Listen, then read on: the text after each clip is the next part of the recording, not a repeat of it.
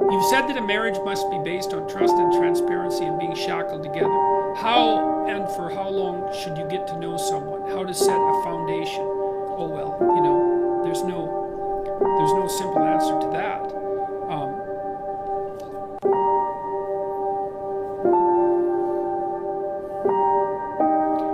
I think that you should know someone well enough so that you know if you can negotiate with them, and so that you have started to formulate a vision of your joint future that you can both look forward to with enthusiasm and confidence. So, and of course that's going to depend to some degree on your level of maturity, but that means you've considered such things as, do you have a sufficient number of joint interests, and are you oriented in the same direction with regards to how you're going to handle your joint careers and the possibility of children and the manner in which you're going to interact with your in-laws. And you have to start thinking about, you have to start considering your life together from the perspective of practicality and economics, I would say. So it can't just be that massive erotic attraction that's associated with love, although I think that's extraordinarily important, and you're unbelievably fortunate if you have that, and you should do everything you can to maintain it, and that takes effort, that takes real effort and will. But you need to ally that with maturity and intelligence, and the maturity and intelligence is, okay, we're going to put our lives together. What's that going to look like at the level of detail? How are we going to handle our finances? Where are we going to live? What are our joint plans going to be, etc.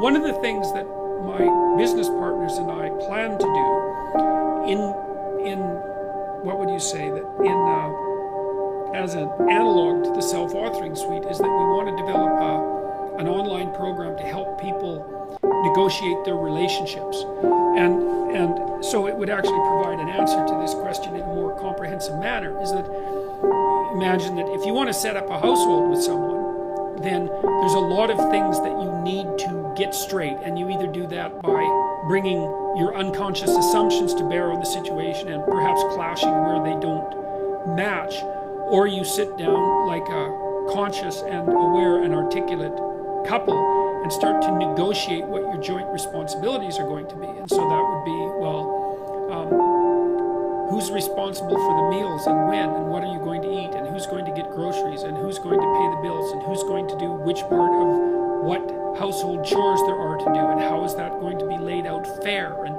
so you should get to know the person that you're with well enough so that you can start discussing the real practical issues of life and determine whether or not you're capable of negotiating that. And I don't think that necessarily means that you should live together, because the evidence is actually quite strong, at least the last time I looked, that people who live together are more rather than less likely to be divorced.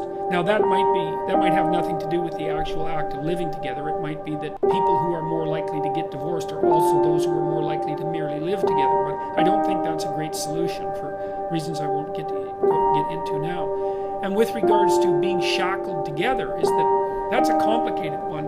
And I learned this at least in part from reading Carl Jung. And the idea there is that unless you've really made a commitment to someone, like a lifetime commitment, and that's a serious commitment, one that you're not going to back out of, you're not going to take the relationship with the seriousness that's necessary to make it of the highest possible quality and sustainability across the course of your life.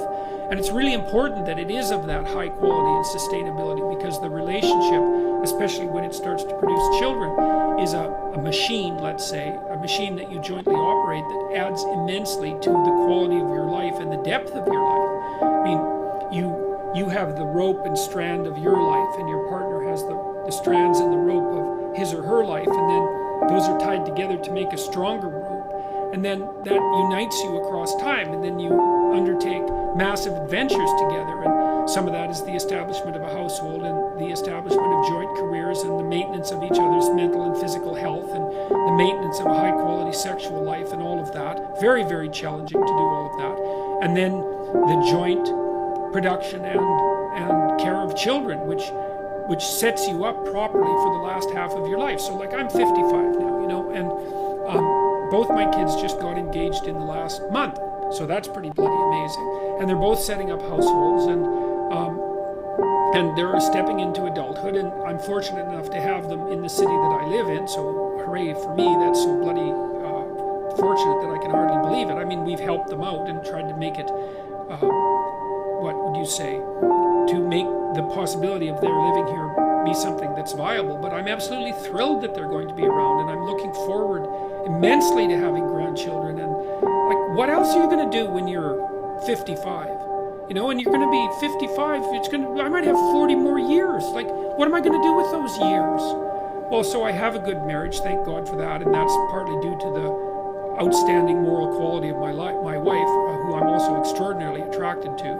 And, we've built a life together, and we've had kids together, and we're happy with our kids, and we've had plenty of struggle with our kids, because one of our children, my daughter, had serious health problems, which she seems to have managed to resolve, partly as a consequence of her own brilliance. But we've set ourselves up now so that our children are respectable and mature young adults, so thank God for that. And they've got partners who we both really like, and they're going to have children, and well, hooray, that means that this next part of my life is going to be something that I can advance into with a fair bit of hope and excitement. And the idea of having little kids around again is thrilling, because I really like little kids. They're really fun. And so the shackled together is more like it's such a, I may have even said that, but it's such a cynical way of looking at it. It's more like what you've produced is an unbreakable bond between two beings, and that makes both of them better in every way if it's a relationship that's based on trust and genuine communication. It's a very difficult thing to attain, because you have to be willing to tell the truth, and the truth is generally a horrible thing. It's easy to tell truth when everyone wants to hear what you have to say, but it's very difficult to tell the truth when no one wants to hear it, least of all yourself. And so marriage gets a very bad rap in our culture, and so does child rearing. And I think that's absolute catastrophe, because really, being in a long-term relationship, a marriage, let's say, and having children, that's 2/3 of your life.